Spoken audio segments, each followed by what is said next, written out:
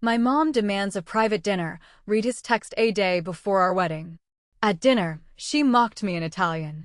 I smiled, grabbed her hand, and replied in perfect Italian. Listen to me, Brenda. We signed a contract for 300 white roses. Not cream. Not ivory. White. And I need them at the venue by 8 o'clock tomorrow morning, or I am going to dispute the charge with my credit card company before the ink on my marriage certificate is even dry. I took a deep, shuddering breath and hung up the phone, tossing it onto the sofa. My apartment in Queens looked like a bomb had gone off in a craft store. There were half-finished seating charts spread across the coffee table, stacks of wedding favors piled up near the door, and my wedding dress hanging from the doorframe, wrapped in protective plastic. I was 28 years old, a senior project manager who wrestled with multi-million-dollar budgets for breakfast, but planning a wedding for 150 people was pushing me to the absolute edge of my sanity. It was Friday morning. We were exactly 32 hours away from the moment I would walk down the aisle and marry Garrison. I loved him. I really did. Garrison was a financial consultant, 30 years old, handsome in that quiet, understated way, and he usually made me feel like the center of his universe. But right now, my universe was crumbling under the weight of floral emergencies and missing RSVPs. I rubbed my temples, trying to massage away a headache that had been building since Tuesday. I walked over to the tiny kitchenette to pour myself a third cup of black coffee. As I reached for the pot, my phone buzzed on the sofa. It was a text message. I walked over, expecting it to be Brenda the florist calling my bluff, or maybe one of my bridesmaids asking what time hair and makeup started. Instead, Garrison's name flashed on the screen. The message was short. Too short. My mother requires a final dinner. 7 o'clock tonight. I stared at the screen. I read the words again. And then a third time.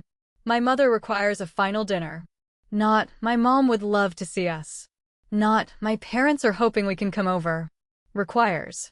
Like a court summons. Like a subpoena. I felt a familiar, cold knot form in the pit of my stomach. This was classic Signora Bianca. She never asked. She commanded. She demanded. She required. I sat down heavily on the edge of the sofa, letting the phone drop into my lap. Tonight? The night before our wedding? We had a rehearsal walk-through in the afternoon, out-of-town guests arriving, final payments to make, and she wanted me to commute an hour and a half to Brooklyn for a private dinner? My breathing grew shallow. This was a power play. It was completely unreasonable, and Garrison knew it. Yet, he had sent the text anyway. The fact that he passed along her demand instead of shutting it down immediately told me everything I needed to know about his state of mind. He was crumbling under her pressure. I closed my eyes, trying to find a shred of patience. I am not a fragile woman. I grew up in a blue-collar family in Ohio. My dad worked double shifts at a manufacturing plant, and my mom took in sewing alterations just to keep the lights on. I put myself through college. I fought tooth and nail for every promotion.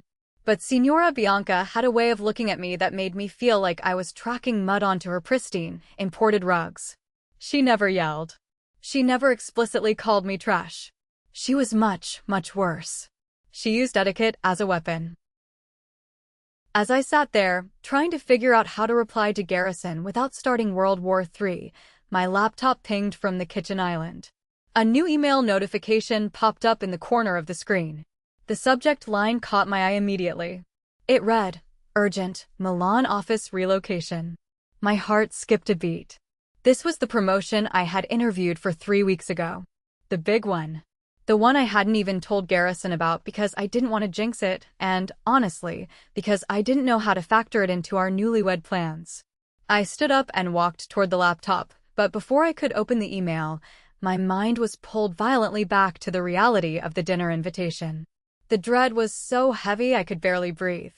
To understand why a simple dinner invitation terrified me, you have to understand what happened 6 months ago. I turned away from the laptop, leaving the email unopened. My mind drifted back to last November. It was Thanksgiving, my first major holiday at the Brooklyn brownstone. I remember the smell of that house so clearly. It always smelled of roasted garlic, expensive leather, and Signora Bianca's heavy, overpowering floral perfume. The dining room was set for 10 people. Crystal glasses, silver cutlery that looked heavy enough to be used as a weapon, and a centerpiece that probably cost more than my first car. Silvio, Garrison's father, was at the head of the table. He was a quiet, weary man. He had made a fortune in import-export decades ago, but he looked like a man who had spent 30 years walking on eggshells. Bianca sat at the opposite end, presiding over the meal like a queen surveying her subjects. After dinner, we moved to the parlor for gifts. It was a tradition in their family to exchange small tokens of gratitude on Thanksgiving. I had spent 2 weeks hunting down a rare first edition of a hunting book for Silvio and a set of silk scarves from a boutique designer for Bianca. They were expensive, but I wanted to show that I respected their tastes. When it was Bianca's turn to give gifts, she stood up. She handed Garrison a heavy velvet box. He opened it, and his breath caught. It was a vintage Rolex. A stunning, incredibly expensive timepiece. Garrison thanked her profusely, his eyes shining with gratitude. It was a beautiful mother-son moment. Then, Bianca turned to me. She smiled. It was a thin, tight smile that never quite reached her eyes. She reached behind her chair and pulled out a book. It wasn't wrapped. She didn't even bother to put a bow on it. She walked over and handed it to me. I looked down at the cover. It was a cheap, mass-market paperback. The title read, Basic Household Chores for Beginners. A bright yellow sticker on the front indicated it had been bought from a clearance bin for $2.99. I remember the exact temperature of the room dropping. I could hear the antique grandfather clock ticking in the hallway. I looked up at her, waiting for the punchline. Waiting for her to laugh and say it was a joke before handing me the real gift. But she didn't laugh. She just kept smiling that icy smile. I know you work so very hard at your little desk job, Stella, she said, her voice dripping with fake sweetness. But every working girl needs to learn how to keep a proper home. Garrison is a man who appreciates a clean house and a hot meal. I thought this might help you cover the basics, since you didn't grow up learning these things. She said it so calmly, so politely, that if you weren't paying attention, you might think she was actually being helpful. But the insult was staggering. She was calling me incompetent. She was calling my career a little desk job. And most of all, she was pointing out my blue-collar background, suggesting my mother had failed to raise me properly. I felt my face burn. I looked over at Garrison. He was staring at his new Rolex. When he finally looked up and saw the book in my hands, he swallowed hard. He looked at his mother, then at me. I waited for him to say something. To defend me. To tell her the gift was wildly inappropriate. But he didn't. He just cleared his throat and said, "Wow, look at the time. We should probably get going soon to beat the traffic." He chose the path of least resistance. He chose peace with his mother over protecting my dignity. We fought about it the whole ride home, but his defense was always the same. She's just old-fashioned, Stella. Don't take it personally. You know how she is. I never forgot that book. I kept it in the back of my closet as a reminder. And now, sitting in my chaotic apartment, staring at the text message demanding my presence for a final dinner, that same sick feeling washed over me. I wasn't just walking into a meal. I was walking into a trap. My phone started ringing, breaking the silence of my apartment. It was Naomi, my best friend and maid of honor. I took a deep breath, trying to steady my voice, and swiped to answer. "Tell me you fired Brenda," Naomi said the second I answered. Her voice was loud and full of energy, exactly what I needed right now. "I threatened to dispute the credit card charge," I replied, leaning back against the sofa cushions. "She promised the white roses will be there by 8 in the morning." "Good. Don't let these vendors bully you." "Now, what's wrong? You sound like you're about to walk to the electric chair, not down the aisle." Naomi had known me since our freshman year at Ohio State. She could read my moods through a phone line better than anyone. I sighed, staring at the plastic bag covering my wedding dress. "Garrison just texted me," I said, keeping my voice low. "Signora Bianca requires our presence for a private dinner tonight at 7 o'clock. There was a long pause on the other end of the line. Tonight? The night before the wedding? Are you kidding me? I wish I was. He said she demands it.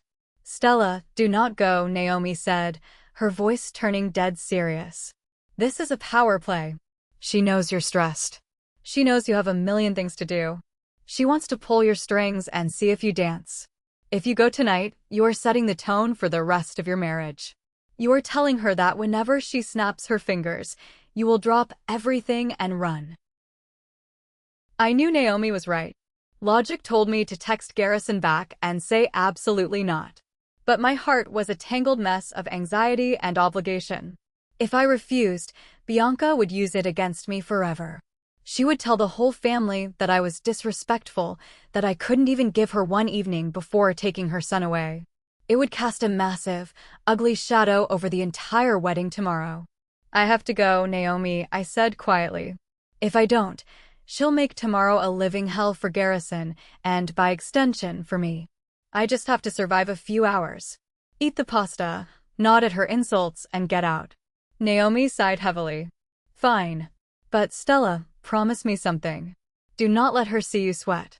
You wear your invisible armor tonight. You are a boss. Act like it. We talked for a few more minutes about the rehearsal schedule before hanging up. I sat in the quiet apartment for a long time. Invisible armor. I liked the sound of that. I stood up and finally walked over to the kitchen island. I woke up my laptop and opened the email from Milan. It was an official offer letter from the Global Director of Development. I read through the terms carefully. Senior Project Lead for the European Division. A 12-month contract with the option to extend. Full relocation package, including business class flights. And the best part, they were covering 100% of my housing costs in central Milan for the first 6 months. The salary was a 30% increase from what I was making now. It was the kind of opportunity that alters the trajectory of your entire life. It was my dream job. They needed my final answer by Monday morning, 2 days after my wedding. I hadn't told Garrison because I knew it would cause a crisis. Most of his high-net-worth clients were based in New York. A lot of those clients had been introduced to him by his mother's social circle. If we moved to Italy, he would have to rebuild almost from scratch. It was a massive gamble. But reading that email, looking at the words Senior Project Lead, I felt a sudden, powerful surge of confidence. I wasn't just some helpless girl marrying into money. I had options. I had power. I closed the laptop. I didn't need invisible armor tonight. I had the truth. I went in my closet and pushed past the brightly colored rehearsal dinner dresses. I reached for a simple, tailored navy blue dress. It was professional, elegant, and entirely unpretentious. I paired it with low heels and minimal jewelry. I tied my hair back into a sleek, low bun. When I looked in the mirror, I didn't see a stressed-out bride. I saw a woman who negotiated multi-million-dollar contracts and had a golden ticket to Milan sitting in her inbox. The commute from Queens to Bay Ridge takes about an hour and a half on the subway. The November wind was absolutely freezing when I finally emerged from the underground station. I walked the 4 blocks to their street, pulling my wool coat tight around me. The neighborhood was painfully quiet, lined with massive, historic homes. I stopped in front of the brownstone. The heavy oak door loomed in front of me like a fortress gate. I took one final, deep breath, letting the freezing air fill my lungs, and raised my hand to knock.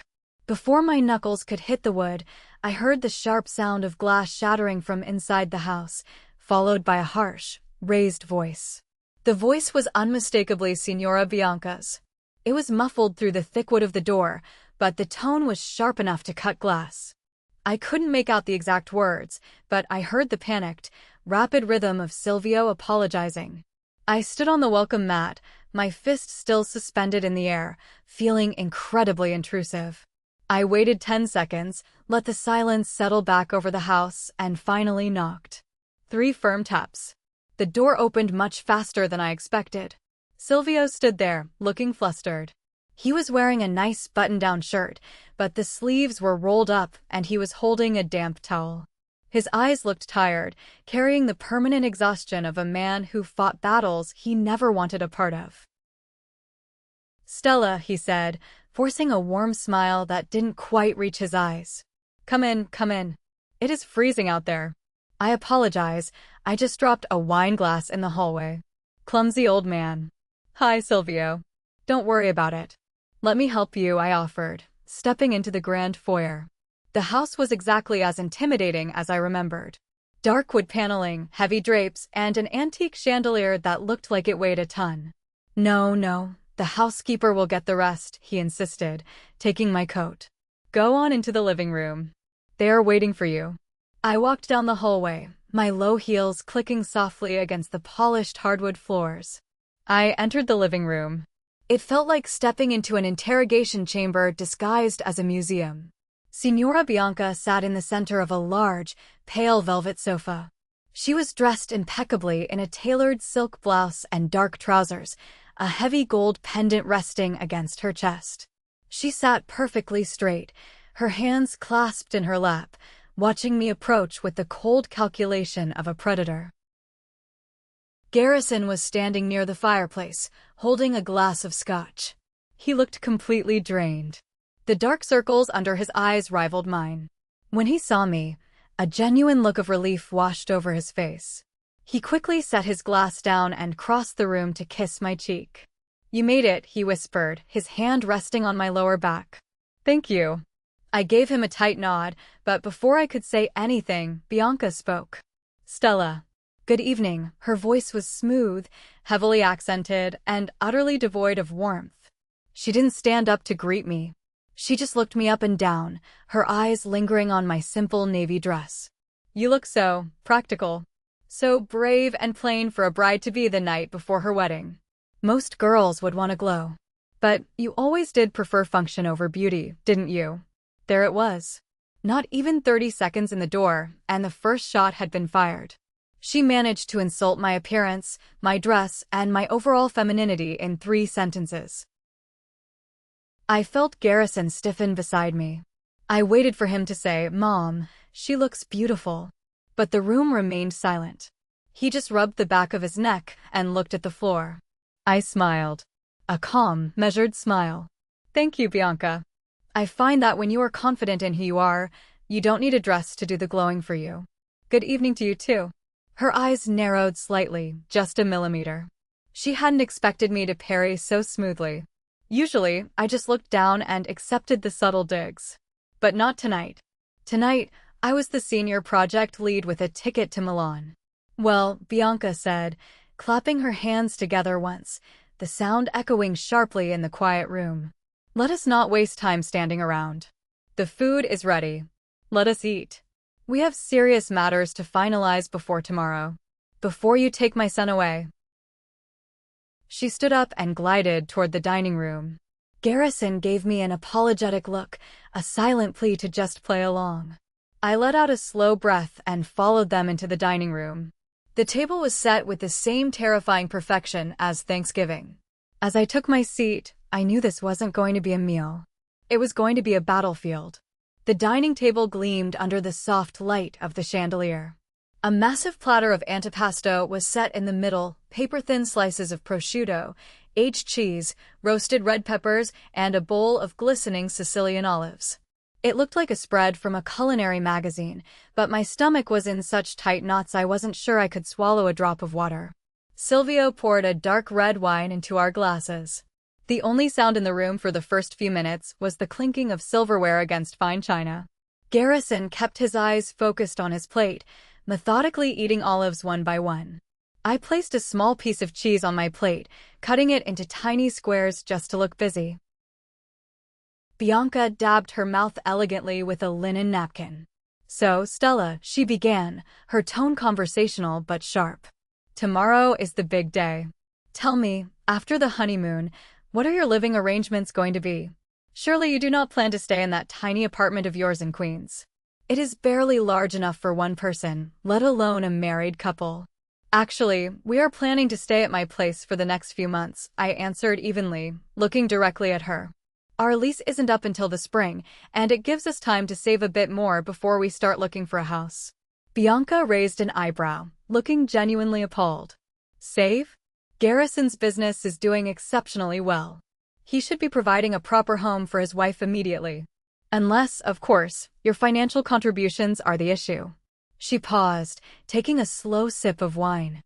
I know project managers make a decent wage, but realistically, you cannot afford a home in a good neighborhood on your salary, Stella. And Garrison has to maintain a certain image for his clients. Living in a cramped apartment in Queens is not the image of a successful consultant. I felt a surge of heat rush to my cheeks. She was implying I was a financial burden holding her son back. I looked at Garrison. He had stopped chewing. He looked miserable. Mom, please, Garrison said, his voice quiet. We've discussed this. New York real estate is crazy right now. We are just being smart with our assets. Being smart is buying property, Garrison. Not renting a shoebox, she snapped back. I can introduce you to a broker tomorrow. I will even help with the down payment if I must. But you cannot live like college students anymore. She wasn't offering help. She was offering control. If she paid the down payment, she would own the house and, by extension, she would own us. She would have a key, she would drop by unannounced, and she would remind us every single day that we lived under her roof. Before I could politely decline, Silvio spoke up from the end of the table.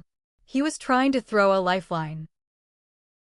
Stella, Garrison tells me you are quite the reader, Silvio said, forcing a bright tone. I recently started rereading Hemingway, The Old Man and the Sea. Have you read it? I turned to Silvio, grateful for the distraction. Yes, I have. It's brilliant. The themes of endurance and dignity are really powerful. Exactly, Silvio smiled, leaning forward. The struggle against nature, the Silvio, please, Bianca interrupted, waving her hand dismissively. We are not here to discuss high school literature. We have actual, real-life matters to discuss. Hemingway will not pay for a mortgage or raise a family. Silvio's shoulders slumped, and he went back to eating his prosciutto in silence. The lifeline was cut. Bianca turned her predatory gaze back to me. Speaking of raising a family, she said, leaning forward and resting her elbows on the table. Let us talk about children. My grip on my fork tightened. We hadn't even made it to the main course, and she was already going for the jugular. The housekeeper appeared silently from the kitchen, clearing the antipasto platter and replacing it with a massive, steaming bowl of homemade pasta tossed in a rich, dark ragu. The smell of garlic and slow-cooked meat filled the air, but the tension at the table was so thick you could choke on it. Bianca waited until the housekeeper retreated before resuming her attack. She served herself a small portion of pasta, never taking her eyes off me. A woman your age, Bianca continued, perfectly picking up where she left off, needs to think seriously about her biological timeline. You're 28. That is not young anymore. Garrison needs an heir, and he needs a stable home environment. We want children, Bianca, I said, trying to keep my voice as steady and emotionless as possible. But we are focusing on our careers right now. We plan to wait a couple of years. A couple of years? She dropped her fork onto her plate with a sharp clatter. Stella, you must understand Italian traditions. Family is everything. A desk job is not a legacy. You cannot prioritize a desk over a crib. When the time comes, I expect you will resign from your position to raise the children properly. Daycare is for people who do not care about their bloodline. The sheer audacity of her statement left me breathless. She wasn't asking about my plans, she was dictating them. She was demanding that I throw away years of hard work, 2 college degrees, and my entire professional identity to fit her mold of a subservient daughter-in-law. I love my career, I said, my voice finally dropping an octave into a harder register. And I believe a woman can be a wonderful mother and a successful professional at the same time. I have no intention of quitting my job. Bianca let out a short, mocking laugh. We will see about that. When you are too tired to cook for my son, or when a nanny is raising your children, you will realize that trying to act like a man in the corporate world is a mistake. I turned to Garrison. My eyes were burning. This was it. This was the moment he had to step in. She was insulting my life choices, my future, and my capability as a woman. Garrison opened his mouth, his face pale. Mom, Stella is really good at what she does. She got a huge promotion last year. We can afford help if we need it. It's not a big deal. It was the weakest defense I had ever heard. He was pleading with her, not defending me. He was terrified of offending the woman who held the keys to his professional network. Bianca just rolled her eyes, completely unbothered by his weak protest. Suddenly, the harsh ringing of a cell phone shattered the heavy silence. It was Garrison's phone sitting on the table. He looked at the screen, and his eyes widened in panic. "It's the venue coordinator," he said, looking frantically between me and his mother. "I have to take this. They said there's an issue with the permits for the lighting tomorrow." Go, Bianca said, waving him away. "Fix it." Garrison stood up quickly, giving me an apologetic glance before hurrying out of the dining room and sliding the glass door shut behind him. He stepped out onto the balcony, pacing furiously with the phone to his ear. Silvio cleared his throat awkwardly. He stood up, avoiding eye contact with both of us. "I am going to put the kettle on. For tea. It aids with digestion." He practically ran out of the room toward the kitchen, desperate to escape the crossfire. And, just like that, I was alone. Completely alone at the long wooden table with Signora Bianca. The mask she wore for her son and husband slowly melted away, leaving only pure, unfiltered contempt. The silence stretched on for what felt like an hour. Bianca slowly cut a piece of pasta, placed it in her mouth, and chewed methodically. I sat completely still, my hands resting in my lap, refusing to look away or show any sign of intimidation. I could hear the faint murmur of Garrison's voice through the balcony glass, arguing with the coordinator. I could hear the whistling of the tea kettle starting up in the kitchen. Silvio returned a few moments later, carrying a silver tray with a teapot and 3 porcelain cups. He set it down gently at the end of the table, his hands trembling slightly. He poured the hot water, trying to make as little noise as possible. Bianca didn't even look at Silvio. She kept her eyes fixed on me. Then, she leaned slightly toward her husband. She spoke in Italian. Her voice was low, smooth, and dripping with absolute venom. She didn't speak loudly, but in the quiet dining room, every syllable was crystal clear. She spoke with the relaxed, cruel confidence of someone who believes they are entirely safe behind a wall of language. She said, "Almeno ha un bel viso. Quello è tutto ciò che porta alla tavola di mio figlio. Una ragazza povera in cerca di un passaggio gratuito." Silvio froze, the teapot hovering over a cup. He let out a nervous, awkward chuckle, trying to defuse the situation, but he nodded slightly in agreement. They were laughing at me. Right to my face. She had just said, "At least she has a pretty face. That is all she brings to my son's table." A poor girl looking for a free ride. My heartbeat, which had been racing wildly for the last 40 minutes, suddenly slowed down. A strange, total calm washed over my brain. The anxiety vanished, replaced by an absolute, icy clarity. I had spent 2 entire years living in Rome on a university research grant. I didn't just study the language, I lived it, breathed it, and argued with local merchants in it every single day. I spoke Italian like a Florentine local, not like a tourist holding a phrasebook. I didn't flush. I didn't cry. I stood up slowly from my chair. The scrape of the wood against the floor echoed loudly. Silvio flinched. Bianca looked up at me, her arrogant smile faltering slightly, confused by my sudden movement. I walked slowly around the edge of the large table. I stopped right next to Bianca's chair. I reached down and gently, but firmly, placed my hand over hers. Her skin was cold. I leaned down, my face inches from hers, and looked directly into her eyes. "Capisco ogni parola," I said softly, my pronunciation absolutely flawless. "Non ho bisogno dei tuoi soldi. Posso comprarmi la mia tavola." I watched the translation hit her brain in real time. I understand every word. "I don't need your money. I can buy my own table." The color instantly drained from Bianca's face. Her jaw actually dropped open, a look of pure, unadulterated shock replacing her arrogant smirk. She looked like she had just seen a ghost. Her eyes darted wildly, trying to process the fact that she had just been caught, humiliated, and overpowered in her own language, in her own home. Silvio gasped. The silver teaspoon he was holding slipped from his fingers and clattered loudly against the porcelain saucer. Just at that exact moment, the balcony door slid open. Garrison walked back into the room, shoving his phone into his pocket. He took one look at the scene, his mother pale as a sheet, his father frozen in terror, and me standing over his mother, holding her hand with a serene smile on my face. The room was as silent as a graveyard. What did I miss?" Garrison asked, his voice cracking slightly. I let go of Bianca's hand, stood up straight, and picked up my purse from the back of my chair. I looked at Garrison and smiled warmly. "Nothing," I said, my voice light and pleasant. "Just a little girl talk. Your mother and I understand each other perfectly now.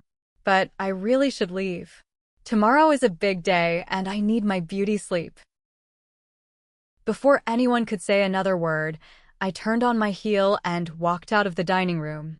If you are loving this story so far, please take a second to hit the like button on this video, subscribe to the channel, and leave a comment below telling me the name of the city you are living in right now. Every single comment helps push this video to more people, and I appreciate your support so much. Now, let's get back to the story. I did not wait for Silvio to offer me my coat. I grabbed it from the hook in the foyer myself, my hands shaking just slightly as the adrenaline began to wear off. I pulled the heavy wool tightly around my shoulders and stepped out the massive oak door, pulling it shut behind me with a firm, final click. The November air hit my face like a sheet of ice, but it felt incredibly good. It felt like breathing for the first time all evening. I walked down the stone steps of the brownstone and turned down the quiet, tree-lined street of Bay Ridge. My low heels clicked rhythmically against the concrete pavement, the sound echoing in the stillness of the wealthy neighborhood. I didn't feel victorious. I didn't feel the kind of triumphant high you see in movies when the underdog finally stands up to the bully. Instead, I felt a strange, hollow clarity. I had drawn a line in the sand, and I knew with absolute certainty that there was no going back. The walk to the subway station took about 15 minutes. By the time I swiped my Metro card and descended into the underground station, the cold had seeped into my bones. The platform was mostly empty, save for a few tired-looking commuters huddled in their thick jackets. The fluorescent lights overhead flickered with a depressing, yellow hum. I sat down on one of the wooden benches, staring blankly at the dark tunnel ahead, waiting for the train to arrive. My purse vibrated violently in my lap. I pulled out my phone. The screen illuminated the dim subway platform. It was a barrage of text messages from Garrison, coming through one after another in rapid succession. "What just happened? Stella, where are you? My dad said you left. My mom is locked in her bedroom and refuses to speak to anyone. Please tell me what you said to her. Talk to me." I stared at the glowing words. I could feel his panic radiating through the screen. He was trapped in that house, caught in the blast radius of a bomb he didn't even know had detonated. A part of me wanted to type out exactly what she had said. I wanted to translate the vicious, cruel Italian words into plain English so he could see exactly who his mother was when he wasn't looking. But I was so deeply exhausted. My brain felt like it had run a marathon. The rumble of the approaching train vibrated through the concrete floor. As the silver car screeched to a halt in front of me, I typed a single, brief reply. "Just sleep, Garrison. We will talk tomorrow." I hit send, switched my phone to airplane mode, and boarded the train. The hour-long ride back to Queens was a blur of rattling metal and shifting shadows. I leaned my head against the cold glass of the window, watching the city lights smear into long, glowing streaks. I thought about the wedding. In less than 24 hours, I was supposed to stand in front of 150 people, look Garrison in the eyes, and promise to intertwine my life with his forever. But intertwining my life with his meant intertwining it with hers. And tonight had proven that Bianca would never, ever share control. I arrived back at my apartment a little past 11 o'clock. When I unlocked the door and stepped inside, the chaos of the wedding preparations greeted me like a physical blow. The seating charts were still spread across the coffee table. The little boxes of wedding favors were stacked near the door. And there, hanging from the door frame, was my wedding dress.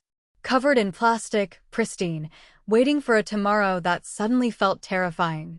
I took off my coat and threw it over a chair. I didn't turn on the main lights, leaving the apartment bathed in the dim, orange glow of the street lamps filtering through the blinds. I walked into the kitchen, turned on the tap, and drank a glass of cold water. The silence of the apartment was deafening. I knew I needed to sleep. I needed to look rested for the photographer in the morning. But my mind was racing at 100 miles an hour. I walked over to my desk, picked up a blank legal pad and a black pen, and carried them to the small kitchen island. I pulled up a stool, turned on the small pendant light above the counter, and sat down. It was 2 o'clock in the morning. I had been staring at the blank notepad for 3 hours. The coffee I had brewed at midnight was sitting in a mug next to me, completely cold. I took the pen and drew a single, straight line down the middle of the white paper, dividing it into 2 equal halves. At the top of the left column, I wrote, "Stay in New York." At the top of the right column, I wrote, "Milan." This wasn't just a pros and cons list. This was a map of my entire future, and both paths terrified me. I started filling out the left side first. Stay in New York. If we stayed, Garrison's career would remain perfectly secure. He had spent 5 years building his financial consulting business here, carefully cultivating relationships with wealthy clients. It was safe. It was familiar. We would get married tomorrow, go on our honeymoon, and come back to this apartment. But I kept writing. The ink flowed faster now as the truth spilled onto the page. If we stayed, Bianca would always be the puppet master. She had shown her hand tonight. She believed she owned Garrison, and by extension, she believed she owned me. Every holiday, every Sunday dinner, every major life decision, buying a house, having a child, raising that child would be a battleground. She would constantly threaten to pull Garrison's wealthy clients if we didn't comply with her demands. And Garrison, paralyzed by his twisted sense of loyalty and fear of losing his business, would continue to ask me to compromise, to shrink myself, to be the quiet, obedient daughter-in-law. I would slowly suffocate in that pristine, garlic-scented brownstone. Love, no matter how deep, becomes toxic when it requires you to set yourself on fire just to keep someone else warm. I shifted my focus to the right side of the page. Milan. I wrote down the details of the job offer. Senior project lead. Independence. Career growth. A chance to build something entirely my own, far away from the oppressive shadow of his family. 6 months of housing covered. A fresh start in one of the most beautiful cities in Europe. It sounded like a dream. But then I wrote down the risks. The massive, undeniable risks. If I told Garrison about this offer and asked him to come with me, I was asking him to detonate his own life. He would lose the clients his mother controlled. He would have to start his business over in a foreign country where he barely spoke the language. It would be incredibly hard on him. And the biggest fear of all, what if he came with me out of guilt instead of genuine desire? What if the stress of rebuilding broke him and he ended up resenting me for pulling him away from his home? We could end up hating each other in a beautiful apartment overlooking terracotta roofs. I set the pen down and rubbed my eyes. The exhaustion was a physical weight pressing down on my shoulders. I loved Garrison. When we were alone, away from the noise of his family, he was kind, brilliant, and fiercely loyal. He made me laugh until my ribs hurt. He supported my late-night work sessions. But his mother was the third person in our relationship, a ghost that haunted every corner of our lives. I looked out the window. The sky over Queens was beginning to turn a pale, bruised purple. The sun was coming up. It was Saturday morning. In 9 hours, I was scheduled to walk down the aisle. I looked back down at the piece of paper with the 2 columns. I finally understood what I had to do. I couldn't make the choice for him, but I absolutely had to make the choice for myself. I picked up my phone, took it off airplane mode, and dialed his number. He answered on the first ring. Stella. His voice was rough, gravelly from a lack of sleep. I need you to come to my apartment, I said softly. Right now. I'm on my way, he said, and hung up. Garrison arrived exactly 45 minutes later. When I opened the door, my heart broke a little at the sight of him. He was wearing gray sweatpants and a wrinkled t-shirt. His hair was completely uncombed, sticking up in every direction. The dark circles under his eyes were prominent, and he looked like he had aged 5 years in a single night. He stepped inside and immediately pulled me into a tight hug. I hugged him back, burying my face in his shoulder, smelling the familiar scent of his laundry detergent. For a moment, I just wanted to close my eyes and pretend everything was normal. But the clock on the wall was ticking loudly. He pulled back, keeping his hands on my shoulders, and looked at me with desperate, pleading eyes. "Tell me what happened," he said. "My mother won't speak to me. My father just keeps saying it was a disaster." "What did she say to you? What did you say to her?" I walked over to the kitchen island and picked up the piece of paper I had printed out earlier. I didn't hand it to him right away. I looked at him, my expression completely serious. "She waited until you were out of the room," I began, my voice steady. "And she told your father, in Italian, that the only thing I bring to your table is a pretty face. She called me a poor girl looking for a free ride. She thought I couldn't understand her." Garrison visibly flinched. He let go of my shoulders and took a step back, running a hand through his messy hair. "Oh my God. Stella, I am so sorry. I didn't know."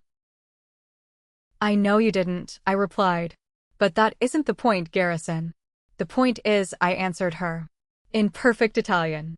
I told her I didn't need her money and I could buy my own table. And then I walked out. He stared at me, his mouth slightly open. He was processing the magnitude of what had happened. His quiet, accommodating fiancé had just completely destroyed his mother's sense of superiority. "She is never going to forgive that," he whispered, almost to himself. "No, she isn't," I agreed. "And I am never going to apologize for it. Which brings us to this." I held out the printed email. Garrison took it, looking confused. His eyes scanned the page. I watched him read the words. "Milan. Senior Project Lead. Relocation Package." "What is this?" he asked, looking up at me. "It's a job offer," I said. "I received it yesterday." "It's a massive promotion, Garrison. It's the opportunity of a lifetime. And I am going to take it. I am moving to Milan in 1 month." The silence in the apartment was absolute. The only sound was the low hum of the refrigerator. Garrison looked at the paper, then at me, then back at the paper. "Milan," he repeated, his voice barely a whisper. "Stella, my business, my clients are all here. My entire network." "I know," I said gently. "And that is why I am not giving you an ultimatum. I am not telling you that you have to choose between me and your mother. I am simply telling you what I am going to do. I am drawing a boundary for my own life. I refuse to spend the next 30 years fighting your mother for the right to exist in my own marriage." I stepped closer to him. "I love you, Garrison. I want to marry you today. I want to build a life with you. But I want to build a new life. On our terms. Free from her control, her money, and her judgments. If you stay here, she will eventually destroy us. You know it, and I know it." He looked terrified. I could see the battle raging behind his eyes. He was a man standing on the edge of a cliff, being asked to jump without a parachute. He was terrified of losing the financial security his mother's connections provided. He was terrified of the unknown. "You're asking me to walk away from everything I've built," he said, his voice cracking. "I'm asking you if you are ready to build something new," I corrected him softly. "I will not force you onto a plane, Garrison. You are an adult. So am I. If you need to stay in New York, I understand. We will call off the wedding, and we will part ways with love. But if you want us, really want us, then we have to go." I stepped back, giving him physical space. He looked down at the paper in his hands. His hands were shaking so badly the paper rattled. He walked over to the sofa and sat down heavily, dropping his head into his hands. I didn't rush him. I walked to the kitchen and poured 2 glasses of water. I set one on the coffee table in front of him and sat in the armchair opposite the sofa. We sat there in total silence. 3 minutes passed. Then 4. Then 5. The morning light was getting brighter, streaming through the blinds and casting long shadows across the room. I prepared myself for the worst. I mentally started drafting the emails I would have to send to cancel the caterer and the venue. Finally, Garrison slowly lifted his head. His eyes were red, but the panic was gone. In its place was a look of exhausted determination. "I'll go," he said. His voice was quiet, but incredibly firm. I let out a breath I didn't know I was holding. He leaned forward, resting his forearms on his knees. "I am not doing this because I am running away from her, Stella. I am doing this because I am choosing you. I am choosing us. I can transition my top 3 clients to a remote consulting model. It will be a massive pay cut at first, and I will have to hustle to build a European network. But I can do it. I am not a child anymore, and I am done letting her guilt control my life." He stood up, walked over to me, and pulled me into his arms. He kissed the top of my head. "What you said to her last night, it was perfect. No blood, just the truth." For hours later, I was standing in the back of the cathedral, wearing the dress I had stared at all night. The floral crisis had been resolved. Brenda had delivered 300 perfect white roses. The music swelled, the heavy wooden doors opened, and I began the long walk down the aisle. The ceremony was visually stunning. The sunlight filtered through the stained glass windows, casting colorful patterns across the stone floor. Garrison looked incredibly handsome in his tailored tuxedo. When he took my hands at the altar, his grip was strong and reassuring. But despite the beauty of the moment, the underlying tension in the room was palpable. I could feel it radiating from the front row. Signora Bianca was dressed in a dark, imposing charcoal gown that looked more suited for a funeral than a wedding. Her face was set in a rigid, mask-like expression. She did not smile once during the vows. Silvio sat next to her, looking more tired than ever, offering me a weak, supportive smile when our eyes met. The reception was held at a beautiful ballroom overlooking the city. The champagne flowed, the jazz band played, and for the first few hours, we played our parts perfectly. We danced, we cut the cake, we mingled with my loud, joyful family from Ohio and Garrison's extensive network of New York friends. But I kept my eye on Bianca. She sat at her table like a hawk, watching our every move. Right after the dessert was served, I saw her stand up and walk purposefully toward Garrison, who was returning from the bar. She grabbed his arm, her grip tight, and pulled him out of the main ballroom and into the quiet hallway near the coat check. I stood near the edge of the dance floor, watching through the open archway. I couldn't hear the words, but the body language was unmistakable. Bianca was furious. She was pointing her finger at his chest, speaking rapidly, her face flushed with anger. Garrison did not shrink back. He stood tall, his hands clasped behind his back, listening to her barrage. It lasted for almost 10 minutes. Finally, Garrison shook his head, said one brief sentence, and turned his back on her, walking back into the ballroom. Bianca stood in the hallway alone, looking like a queen who had just realized her army had abandoned her. Garrison walked straight over to me. His jaw was clenched so tight I thought his teeth might crack. He took my hand, lacing his fingers through mine. "She knows about Milan," he said quietly, his voice barely audible over the music. "How?" I asked, surprised. "We hadn't told anyone yet. She saw an alert on my phone this morning from a European real estate agency. I was looking at apartment rentals while I was getting dressed." He let out a harsh breath. "She called it a betrayal of the bloodline. She said I am throwing away everything she built for me just to follow your career." "And what did you say?" Garrison looked down at me, his eyes fierce. "I told her I am not throwing anything away. I am building something new. And if she can't respect my wife, she doesn't get to be a part of it." He pulled me onto the dance floor, pulling me close. "Tomorrow, the war begins. But tonight, you are my wife." 2 weeks later, the war was over, mostly because we simply retreated from the battlefield. We were standing at Terminal 4 at JFK Airport, surrounded by 4 massive suitcases that contained our entire lives. Signora Bianca did not come to the airport. Only Silvio showed up to see us off. He looked small standing in the massive, echoing departure hall. He hugged Garrison for a long time, patting him solidly on the back. When he turned to me, he pulled me into a warm embrace. "Take care of him, Stella," Silvio whispered in my ear. "And take care of yourself. You are doing the right thing. Live your life. Do not waste it living in the shadow of someone else's fear." I thanked him, blinking back tears. We boarded the flight, watching the skyline of New York disappear beneath the clouds.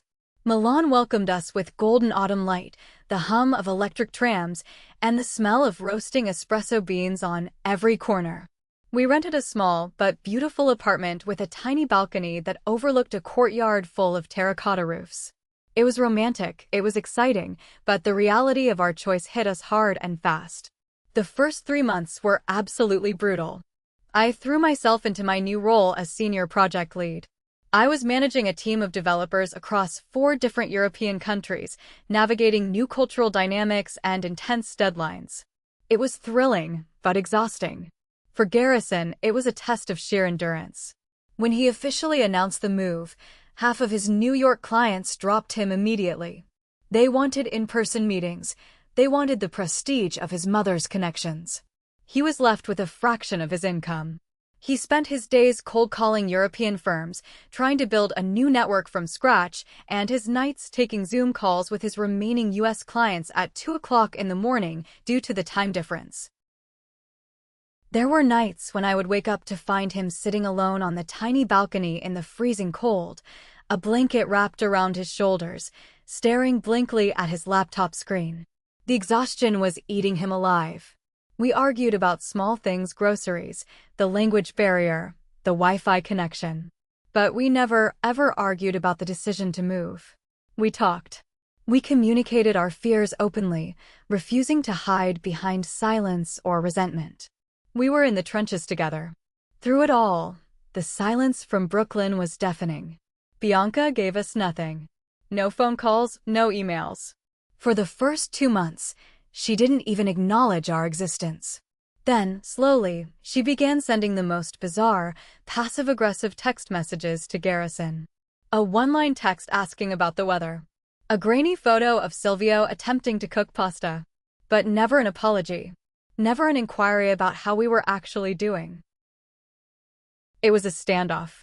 And we refused to blink. Then came a rainy Tuesday in our 6th month in Milan. I came home from the office early and stopped to check the small brass mailbox in the lobby of our building. Amidst the local flyers and utility bills, there was a thick, heavy envelope. The paper was expensive, thick cream stock. I flipped it over. The return address was handwritten in elegant, swooping cursive. It was from Bay Ridge, New York. I walked upstairs to our apartment, my heart beating a little faster. Garrison was at the dining table, surrounded by financial reports. I walked over and placed the envelope directly onto his laptop keyboard. He looked at it, recognized the handwriting immediately, and sighed heavily. He picked up a letter opener and sliced the envelope open. He pulled out 2 pages of heavy stationery, completely covered in writing. I went to the kitchen to pour myself a glass of water, giving him privacy to read it. I watched his face. At first, his jaw was tight, expecting another lecture or a list of demands. But as his eyes scanned the first page, his expression softened. By the time he reached the 2nd page, he had lowered the letter to the table, staring at the paper with a look of profound shock. "What does it say?" I asked gently. He didn't speak. He just picked up the pages and handed them to me. I took the letter and sat down across from him. The letter was written in English. Careful, deliberate, grammatically perfect English. She wrote, "My dearest Garrison and Stella, I am an old woman who has spent her entire life believing that control is the same thing as love. I believed that if I built a fortress around my family, nothing could ever hurt us. I believed that my wealth and my heritage gave me the right to dictate the terms of your happiness. I was wrong. The silence in this house over the last 6 months has been unbearable. Your father walks around like a ghost, and I sit in this large, empty living room realizing that I drove my only son and Ocean away because I was too terrified to let him grow up. Stella, I am writing this to you. I owe you an apology that is long overdue. I apologize for the dinner. I apologize for the cruel words I spoke. I used my language as a weapon because I was intimidated by your independence. I saw a woman who did not need my money or my approval, and instead of welcoming you, I tried to break you. You proved that you are stronger than my pride. I am not asking you to move back. I am not asking you to forget what happened. I am only asking if, perhaps, you might consider visiting us for Christmas. I promise you, on my honor, there will be no battles. Just family. With deepest regrets, Bianca. I read the letter twice. There were no excuses. There was no, I'm sorry you felt that way. It was a complete, unconditional surrender. The Ice Queen of Brooklyn had finally melted. I looked up at Garrison. He had tears in his eyes. The immense weight he had been carrying for 6 months, the guilt of abandoning his family, the stress of the estrangement, was finally lifting. Do you believe her? Garrison asked, his voice thick with emotion. I looked down at the handwritten words. I think it takes a lot of courage for a woman like your mother to write something like this. Yes, I believe she means it. That week, the tide turned for us in Milan. It was as if the universe felt the shift in energy. Garrison finally closed a massive consulting deal with an international logistics firm based in Germany. It completely stabilized his business, proving once and for all that he could succeed without his mother's shadow. He was his own man. We booked 2 business-class tickets to New York for the 3rd week of December. The flight back felt completely different than the flight out. We weren't escaping anymore. We were returning as a unified front, victorious and secure in our own empire. When the taxi pulled up to the brownstone in Bay Ridge, it was snowing lightly. The heavy oak door didn't look like a fortress anymore, it just looked like a door. Silvio opened it before we could even knock, throwing his arms around both of us, laughing out loud. The house smelled incredibly warm, a rich blend of roasting meats, cinnamon, and fresh pine from the massive Christmas tree in the corner. We walked into the living room. Signora Bianca was standing by the fireplace. She looked older. The arrogant posture was gone, replaced by a nervous, almost fragile energy. She stepped forward, looking at Garrison first, touching his cheek. Then, she turned to me. She didn't offer a handshake. She stepped forward and wrapped her arms around me in a tight, genuine hug. "Welcome home, Stella," she whispered. The entire Christmas week was surreal. It was peaceful. There were no hidden insults, no tests, no interrogations about our finances or our future. Bianca watched us closely, but it wasn't the predatory gaze of the past. She watched us with a quiet respect. She saw a married couple who had survived the fire, who laughed easily, and who chose each other every single day. On Christmas Eve, I walked into the kitchen to get a glass of water. Bianca was standing by the stove, waiting for the kettle to boil. She looked over at me and smiled nervously. Her hands were shaking slightly as she reached for the teapots. She looked at me, took a deep breath, and spoke. She didn't use English. She used Italian. But it wasn't the rapid, flawless, weaponized Italian she used to mock me. She spoke slowly, deliberately using simple words, as if she were a student practicing in front of a teacher. She was deliberately stepping onto my territory, showing humility in the very language she had once tried to use against me. "Estio ancora imparando," she said softly.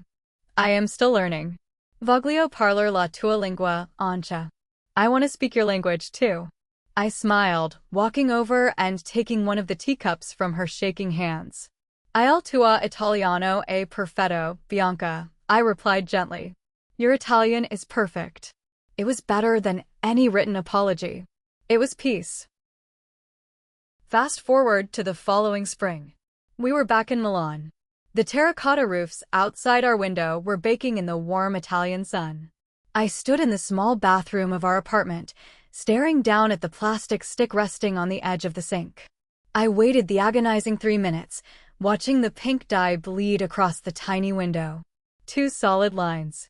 I walked out into the living room and handed it to Garrison.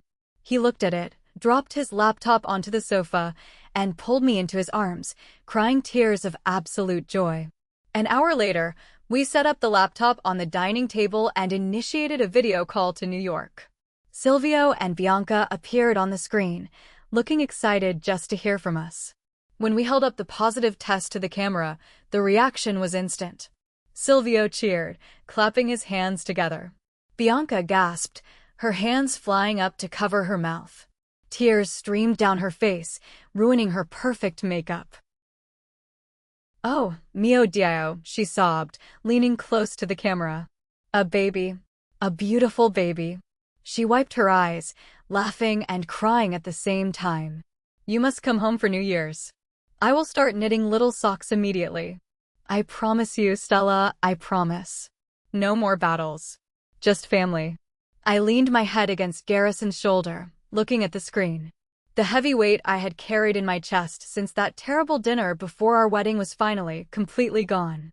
I realized then that respect isn't something you inherit through a bloodline, and it isn't something you can demand just because of your age or your bank account.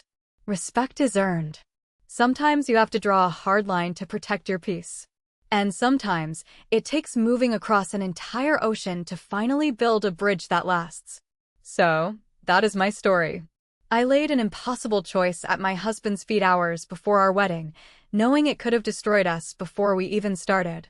Was I wrong for pushing him to abandon his mother's empire, or did I do exactly what was necessary to save our future? Let me know your verdict in the comments below. Thank you for watching. If you haven't subscribed yet, hit that subscribe button for more real-life drama, stories about toxic boundaries, and the crazy leaps of faith we take for love. See you in the next one.